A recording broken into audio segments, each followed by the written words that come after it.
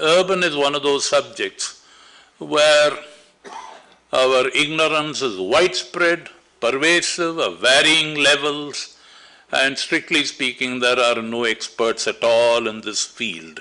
We are all wallowing in different degrees of platitudes and uncertainties. When Amitav Kundu and myself wrote a book on what the 2001 census tells us, we found that this particular problem was there. The Chief Minister of Tamil Nadu, Jayalalitha, was now come back. At one point of time, she said that all these 900-odd town panchayats should now become, census towns. They did not even fulfill the qualifications of them, or they'll become municipal towns. And then all those people said, good grief, you are cutting us off from this largesse which comes from Government of India for rural development. Don't you understand the name of the game is to become urban but stay rural? That is the name of the game. So Jayalalitha promptly denotified a lot of those towns. We continue to have this particular problem. So I think we need some fairly serious research on what exactly is happening. These 2,500 odd census towns, where are they? I would like to see more evidence about this whole business of municipalities taking charge of urban tasks and responsibilities. I think it is necessary that we understand a little more clearly what are the tasks and responsibilities and how best can they be performed at the lower level. I think we need to understand very clearly what are the subjects which can truly be discharged at the local level. In my opinion, it's much better that we have a lesser number of urban local bodies which are viable and which can somehow perform the tasks assigned to them.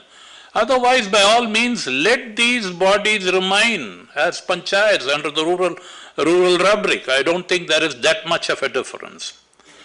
The third point on which we really need some serious thinking is, what are the tasks and responsibilities which require aggregation, and what are the tasks and responsibilities which require disaggregation?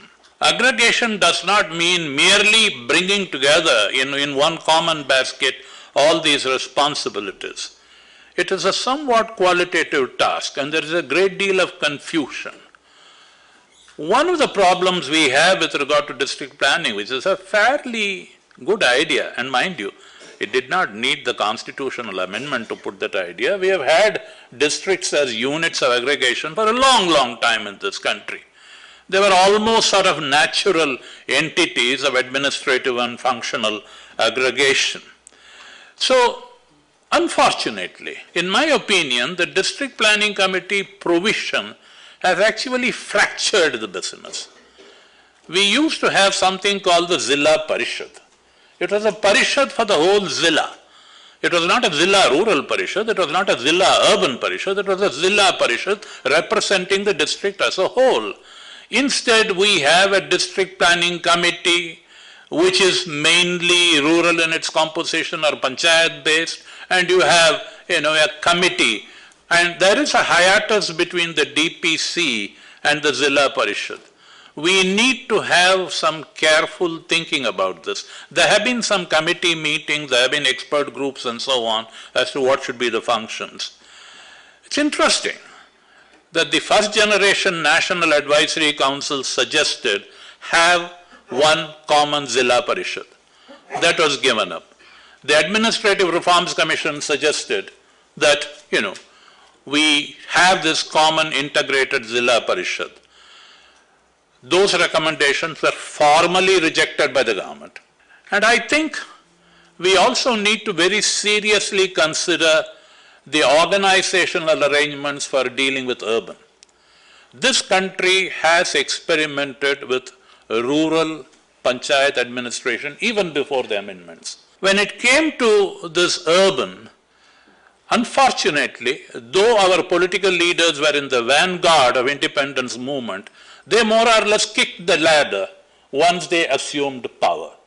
And we had this enormous spectacle of supersession of all urban local bodies. If the MPs and the MLAs are so fond of getting into the municipal hall, Please return the compliment. In what way can we consider an organic link? We are a highly political society. There is nothing that is not political in this country, so be it. And finally, there has been a great deal of discussion about capacities in almost every session.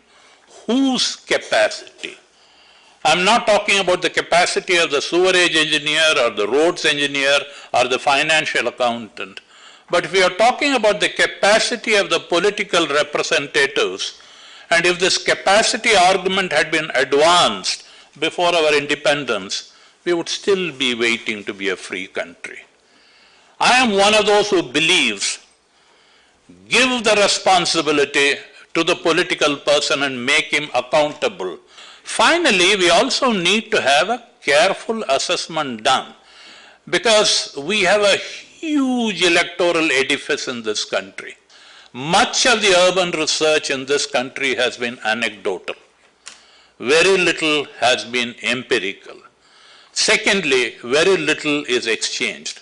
From that point of view, I for one feel very, very happy that a conference of this kind, is taking place.